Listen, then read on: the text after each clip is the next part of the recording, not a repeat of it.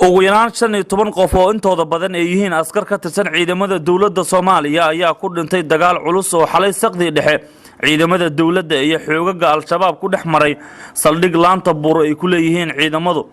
kaas oo u jira magaalada Muqdisho 50 kiiloomitir. Dagaalka ayaa ka dhashay weerar culus oo al-shabaab xalay saqdi dhexe ay ku qaadeen saldhigga laanta buur oo ay ku sugnaayeen ciidamo ka tirsan kuwa dawladda Soomaaliya halkaas oo ka qarxay dagaal culus.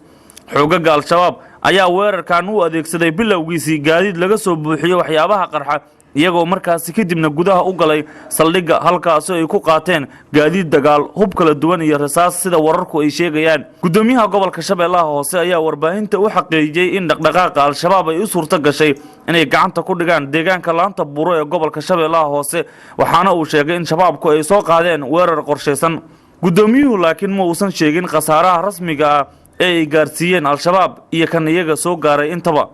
sidoo kale mas'uuliyiin ka tirsan maamulka degmada Afgooye oo uu hoos yimaado deegaanka laanta buuro ayaa iyaguna warbaahinta u sheegay in dagaalkaasi lagu dilay 12 askari oo ka tirsan al-shabaab inkastoo warkaasi aan xaqiiqo rasmi ah loo hayn. dhinaca kale al-shabaab ayaa dhankooda sheegay in weerarkaasi ay ku dileen in ka badan 30 askari oo ka tirsan ciidamada dawladda Soomaaliya ayna xeradaasi qabsadeen isla markaana ay gacanta ku dhigeen hub iyo gaadiid dagaal. al-shabaab ayaa 10 sano ee la soo dhaafay waxay isku dayeen